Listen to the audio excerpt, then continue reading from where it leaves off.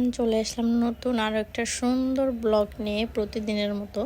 তো আজকে রাত্রেবেলা আমরা একটু কাজ করতেছি। কালকে মেহমান আসবে, রাফসানের ফুপ্পিরা সবাই আসবে। তো এই কারণে আর কি রাত্রেবেলা কিছু কিছু রান্না করে রাখতে হবে। তো এই কারণে আর কি পেঁয়াজ, তারপরে যা যা লাগে সব কিছু কাটতেছি। এখানে কিন্তু ফ্রিজে গরুর মাংস আগের দিন কিনে এনে রেখে দিয়েছিল, তো এই কারণে বরফ হয়ে গিয়েছে। তো এগুলো আর কি এখন পানিতে দিয়েছে, পানিতে কিছুক্ষণ ভিজিয়ে রাখবে, তারপর আর কি এগুলো গলে যাবে। আর এখানে দুই চুলায় কিন্তু এক চুলায় আর কি মুগ ডাল ভাজা হইতাছে, আর এক চুলায় দুধ জাল করা হইতাছে, কারণ আজকে ঘরেই দই পাতবে। তো এই কারণে আর কি দুধটা ঘরেই জাল করা হইতাছিল এই পাশের চুলায়, আর আরেক পাশে মুগ ডাল রান্না করবে। তো সকালে তো গ্যাস থাকে না, এই কারণে আর কি ডালগুলো সিদ্ধ করে রাখবে। সাথে এখানে কক মুরগিও কিনে নিয়ে এসেছে। এখানে কিন্তু দুধে আবার চিনি দিয়ে দিতেছে পরিমাণ মতো, আর এই দুধটা কিন্তু সে সন্ধ্যার সময় বসিয়ে রেখেছে। তারপর আর কি এখানে 9টা বাজছে, তখন আর কি চিনিটা দিয়ে দিতেছে। দুধটা প্রায় অর্ধেক হয়ে এসেছে শুকিয়ে। তো এটা কিন্তু আর অনেক সময় জাল করে নেবে। আমাদের কিন্তু দুধ জাল করতে করতে প্রায় রাত 10টার মতো বেজে গিয়েছিল। এখানে কিন্তু দুধটা অনেক পরিমাণ ঘন করতে হবে, আর দুধটা এত পরিমাণ ঘন করবে সেটা আপনারা দেখলেই বুঝতে পারবেন। এখানে কিন্তু আমাদের একটা বিড়াল পালে রাফিনে। তো এই বিড়ালটা দেখেন, একটু ঘুমায় আবার একটু জাগে, চোখ বন্ধ করে আবার সে তাকিয়ে দেখে আমরা কি করতেছি। এখানে কিন্তু আবার দুধের মধ্যে একটু ঘন করার জন্য যে প্যাকেটের দুধটা আছে ওইটা একটু দুধ দিয়ে আর কি, গরম দুধ দিয়ে তারপরে ভালো করে গোলায়, তারপর আর কি দিয়ে দিবে দুধের মধ্যে ঢেলে। তো এখানে একটু গুঁড়া দুধের মধ্যে যে দুধটা আর কি ঘন করতেছিল সেখান থেকে গরম দুধ দিয়ে দিল। গরম দুধটা দেওয়ার পরে এখানে কিন্তু যে গুঁড়া দুধগুলো ছিল ওগুলো কিন্তু সাথে সাথে গলে যাচ্ছে। এখানে কিন্তু একটু চটি দিয়ে আমরা ভালো করে নাড়াচাড়া করতেছি, কারণ দুধটা একদম পানির মতো ক্লিন করে নিতে হবে। এখানে কিন্তু আবার দানা দানা থাকলে হবে না। তো এই কারণে আর কি আমরা সুন্দর করে দুধটা গোলা নিতেছি। আপনারা কিন্তু চাইলে আমাদের এই রেসিপি দেখে অবশ্যই বাড়িতে দই পাততে পারবেন। তো এখানে আর কি তো দুধটা গোলানো হয়ে গিয়েছে। তো এর মধ্যে আর কি আমরা দুধগুলো ঢেলে দিব। গুঁড়া যে দুধটা ছিল ওইটা আমরা দিয়ে দিচ্ছি ভালো করে। এখন দেওয়ার পরেই নাড়াচাড়া করব। আর দই পাতার সময় কিন্তু যে দুধটা রান্না করা হবে, মানে যে দুধটা আর কি ভালো করে জাল করা হবে, সেটা কিন্তু শুধু নাড়ার উপরেই রাখতে হবে, না হলে কিন্তু দুধ নিচে পোড়া লেগে যাওয়ার সম্ভাবনা আছে। তো পোড়া লাগলে কিন্তু দইয়ের মধ্যে এটা ভেসে উঠবে। তো এই কারণে যখন দুধটা রান্না করা হবে তখন কিন্তু মানে একজন অলরেডি ওই পাতিলের সামনেই থাকতে হবে। তো আরেক পাশে কিন্তু গ্যাসটা বাড়ছে। তো এখন আর কি আমরা মুগ ডাল বসাই দিছি, কারণ সকালে তো গ্যাস থাকে না। তো এই কারণে আর কি আমাদের অনেক প্রবলেম হয়ে যায়। তো এখানে আবার বাজার থেকে যে মুরগি কিনে আনছে, তো ওগুলো আর কি কাইটে আনে নাই, শুধু চামড়াটা ফালা আর কি নিয়ে এসে পড়ছে। তো এখানে আর কি মুরগিগুলো সুন্দর করে পিস পিস করে কেটে নিতেছে, কেটে তারপর ভালো করে ধুয়ে নিতেছে, কারণ মুরগিগুলো রাত্রেবেলা ভেজে রাখবে, কারণ সকালে গ্যাসের খুবই ডিস্টার্ব করে। তো এই কারণে আর কি আমরা রাত্রে অর্ধেক কাজ শেষ করে ফেলাইতেছি। তো এখানে কিন্তু আবার মুরগির মাংসটা ম্যারিনেট করার জন্য একটু সামান্য পরিমাণ মরিচের গুঁড়া, লবণ, তারপরে আদা রসুন বাটা, আর ধনিয়ার গুঁড়া, জিরার গুঁড়া, লেবু, এগুলা দিয়ে আর কি মাংসটা ভালো করে ম্যারিনেট করতেছে। এটা কিন্তু ম্যারিনেট করে কিছুক্ষণ বলতে প্রায় আধা ঘন্টার মতো আর কি এটা রেখে দিবে। এখানে কিন্তু আবার দুধ ঠান্ডা করতে নিয়ে এসে পড়ছে, কারণ দুধ কিন্তু আমরা সেই সন্ধ্যায় বসেছি।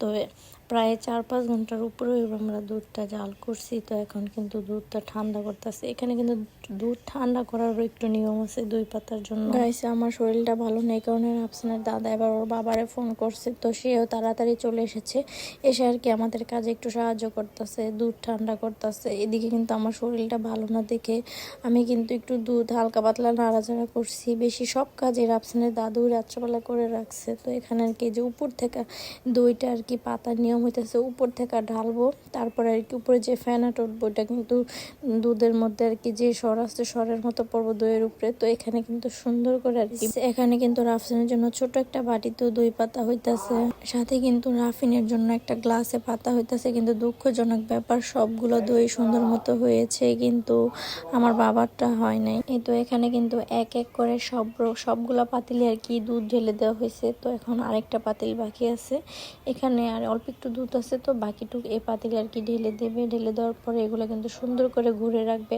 আর আমরা যেভাবে দইটা পেতেছি, তোমরা কিন্তু বাড়িতে চাইলে এরকমভাবে যদি দই পাতো তাহলে কিন্তু অবশ্যই সুন্দর মতো একবারে হবে, একটু নষ্ট হবে না। রাফসানের ওই বাটিটাতে একটু সমস্যা ছিল, তো এই কারণে আর কি ওইখানে ওর বাটির যে দুধটা ছিল ওইটা আর কি যেরকম ছিল ওইরকমই হয়েছে। আর এখানে কিন্তু আমরা পাতিলাগুলো রাখার আগে সুন্দর করে একটা ভালো পরিষ্কার একটা কম্বল বিছিয়ে নিয়েছি।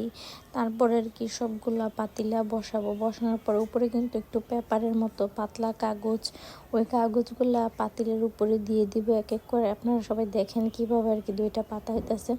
তারপরে আর কি যে কাগজটা দিবে ওই কাগজের উপরে আর কি সব কম্বল, তারপরে খেতা যা যা লাগে সব কিছু দিবে। আর এখন কিন্তু একটু গরম পড়ে গিয়েছে, তো এখানে কিন্তু বেশি গরম কাপড় দেওয়া লাগবে না, হালকা পাতলা কিছু দিলেই সুন্দর মতো হয়ে যাবে।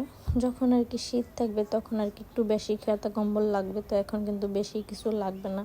এই তো এখানে সবগুলো পাতিলা সুন্দর মতো বসিয়ে রেখেছে। এখানে কিন্তু আমাদের দুধের কালারটা খুব সুন্দর এসেছে। তারপরে যেহেতু মাংস গলে গিয়েছে, গরুর মাংস, তো এখানে রাফসানার বাবা এবার গরুর মাংসগুলো সুন্দর করে ম্যারিনেট করে নেবে। আজকে কিন্তু সে বাড়িতে আসার পরে এই গরুর মাংসটা সে নিজের হাতে রান্না করছে, আর এই মাংসটা খেতে কিন্তু খুব মজা হয়েছে। আমার কাছে মনে হয়েছে যে কুরবানির মাংসটা যেরকম করে রান্না হয় পুরো সেম ওইরকমভাবে রান্না করছে। তো এখানে কিন্তু সে মাংসটা মেখে তারপর রান্না করবে, মানে এত মজা হয়েছে আপনারা বললেই মনে করবেন যে আমরা গপ সারতাছি না, সত্যি তাড়াতাড়ি রান্নাটা খুব মজা হয়েছে।